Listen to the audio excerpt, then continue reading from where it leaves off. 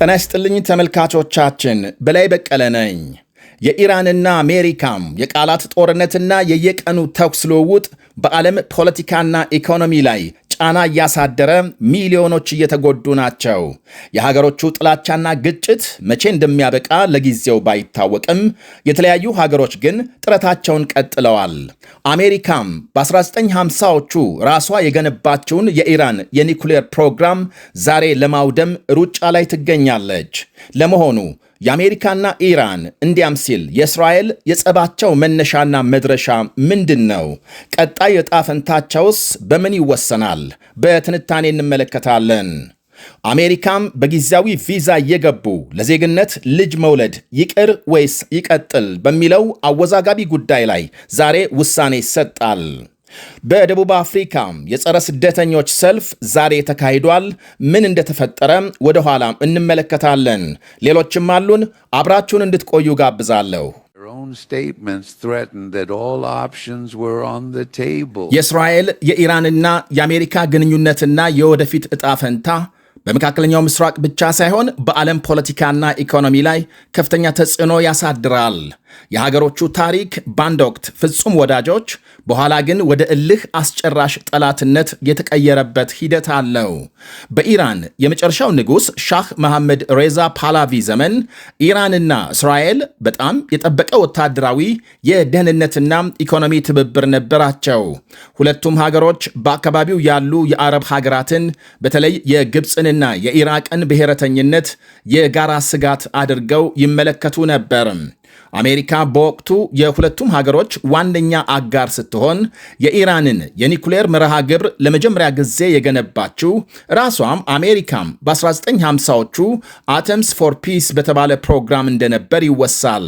ከ1979ኙ አብዮት በኋላም የኢራን የእስራኤልና የአሜሪካ ግንኙነት ከታማኝ ወዳጅነት ወደ ፍጹም ጠላትነት ተቀይሯል። ይሄ ጥላቻም ላለፉት 40 ዓመታት በተለያዩ የፖለቲካም፣ ወታደራዊ፣ የርዕዮተ ዓለምና የደህንነት መስኮች ሲገለጽ ቆይቷል። የኢራን መንፈሳዊ መሪ የነበሩት አያቶላህ አሊ ካማኒ አሜሪካና እስራኤልን ታላቅና ትንሿ ሰይጣን በማለት ሲፈርጁ ይሄ ስያሜ እስከ ዛሬ በኢራን ይፋዊ መፈክርነት ያገለግላል። በኢራን በሚካሄዱ ይፋዊ ስብሰባዎች፣ ሰልፎችና የአርብ ጸሎቶች ላይ ማርግ ባር አምሪካ ዴስቱ አሜሪካና ማርግ ባር ኢዝራኤል ዴስቱ ኢዝራኤል የሚሉ መፈክሮችን ማሰማት የተለመደ ባህል ሆኗል። ኢራን እስራኤልን እንደ ሕጋዊ ሀገር አትቀበልም፣ የጽዮናውያን አገዛዝ በማለት ስትጠራት፣ መሪዎቿም እስራኤልን ከካርታ ላይ መጥፋት ያለባት ካንሰር ሲሉ በተደጋጋሚ ተደምጠዋል። አብዮቱ የፈነዳ ሰሞን የኢራን ተማሪዎች በቴሄራን የሚገኘውን የአሜሪካ ኤምባሲ በመውረር 52 አሜሪካውያንን ለ444 ቀናት ያቆዩበት እገታ በአሜሪካና ኢራን መካከል ያለውን ዲፕሎማሲያዊ ግንኙነት እስከ ወዲያኛው አቋርጦታል። አሜሪካም ከ1980ዎቹ ጀምሮ በኢራን ላይ ጠንካራ የኢኮኖሚ፣ የባንክና የነዳጅ ሽያጭ ማዕቀቦችን የጣለች ሲሆን እነዚህ ማዕቀቦች የኢራንን ኢኮኖሚ ለማዳከምና የኒኩሌር ፕሮግራሟን ለማስቆም የተደረጉ የአሜሪካም ዋነኛ መገለጫዎች ናቸው። ኢራን ከእስራኤልና አሜሪካ ጋር በቀጥታ ከመዋጋት ይልቅ በእስራኤል ዙሪያ ያሉ የታጠቁ ቡድኖችን በመፍጠርና በመደገፍ የጥላቻ ስልቷን ስታካሄድ ቆይታለች። በሊባኖስ የሚገኘውን ሄዝቦላህን በገንዘብና በሚሳኤል በመደገፍ በእስራኤል ላይ የማያቋርጥ ስጋት ደቅናለች። በጋዛ የሚንቀሳቀሱትን ሐማስና እስላሚክ ጅሃድን በመደገፍ በእስራኤል ላይ ጥቃቶችን እንዲፈጽሙ ያደረገች ሲሆን የጥቅምት 7ቱ ጥቃት ትልቁ ማረጋገጫ ነው። በየመን ያሉት ሁቴዎችም በአሜሪካና እስራኤል የጦር መርከቦች እንዲሁም በቀይ ባህር በሚያልፉ የንግድ መርከቦች ላይ ድሮንና ሚሳኤል በመተኮስ የጥላቻው አካል ሆነዋል። እስራኤልና አሜሪካ በበኩላቸው የኢራንን የኒኩሌርና ወታደራዊ አቅም ለማዳከም ምስጢራዊ እርምጃዎችን ወስደዋል። የሳይበር ጥቃት በ2010 ማለት ነው። አሜሪካና እስራኤል በጋራ በመሆን ስታክስኔት የተባለ የኮምፒውተር ቫይረስ በመልቀቅ የኢራንን ዩራኒየም ማበልጸጊያ ማሽኖች አበላሽተዋል። እስራኤል በተለይ የደህንነት መስሪያ ቤቷ ሞሳድ የኢራንን ኒኩሌር ፕሮግራም የሚመሩ ዋና ዋና ሳይንቲስቶችን መግደሏ ይነገራል። ከቅርብ ዓመታት ወዲህ ጥላቻው ከምስጢር ፍልሚያ ወደ ቀጥታ ግጭት ተሸጋግሯል። የአሜሪካው ፕሬዝዳንት ዶናልድ ትራምፕ በሰጡት ትዕዛዝ የኢራን ቁንጮ ወታደራዊ መሪ የነበሩት ጀነራል ቃሲም ሱሊማኒ በባግዳድ በአሜሪካ ድሮን መገደላቸው ሲታወስ፣ ይህም በሁለቱ አገሮች መካከል የነበረውን ጥላቻ እንዲባባስ አድርጓል። ከጥቅምት 7 2023 የሐማስ ጥቃት በኋላ የነበረው ውጥረት ወደ ቀጥታም የአየርና ሚሳኤል ጥቃቶች የተሸጋገረ ሲሆን፣ ይሁን እንጂ የ2026ቱ መጀመሪያ ሁኔታውን ወደ ታላቅ ክልላዊ ጦርነት ቀይሮታል።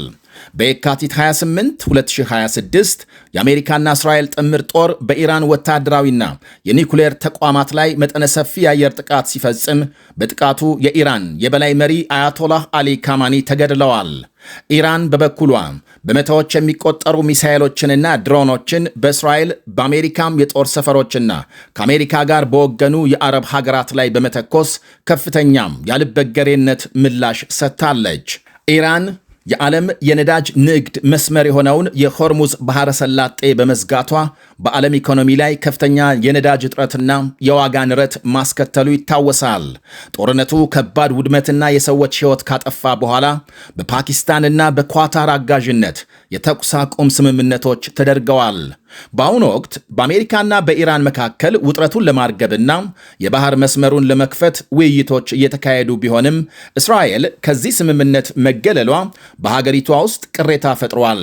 የሦስቱ ሀገራት የወደፊት ሁኔታ በሦስት ዋና ዋና ጉዳዮች ላይ ተመስርቶ ሊቃኝ ይችላል። አሜሪካና አዲሱ የኢራን አመራር በፓኪስታንና ኳታር አደራዳሪነት ወደ መካከለኛ ስምምነት ሊመጡ ይችላሉ።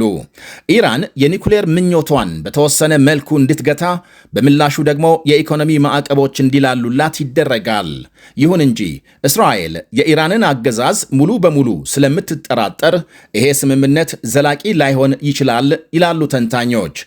ከዋና ጦርነትና ከኢኮኖሚ ቀውስ በኋላም የኢራን ሕዝባዊ ተቃውሞዎች አገዛዙን ሊያዳክሙት ይችላሉ። በሌላ በኩል የካማኒ መሞት በአገዛዙ ውስጥ የኃይል ክፍተት የፈጠረ በመሆኑ የውስጥ መከፋፈል ተፈጥሮ የኢራን ውጫዊ ጸበኝነት ሊቀንስ እንደሚችል ይገመታል።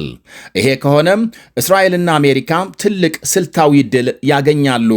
ስምምነቱ ከፈረሰና ኢራን በድብቅ የኒኩሌር ቦምብ ለመስራት ከተቃረበች እስራኤል የአሜሪካንን ፈቃድ ሳትጠብቅ በራሷ እርምጃ እንደምትወስድ ሲገመት፣ ይሄ ደግሞ ቀጣይነት ያለው የሚሳኤልና የድሮን ጥቃት፣ የሳይበር ጦርነትና የነዳጅ መስመሮች መቃወስን በማስከተል የረጅም ጊዜ ቀውስ ሊፈጥር ይችላል ይላሉ ተንታኞቹ።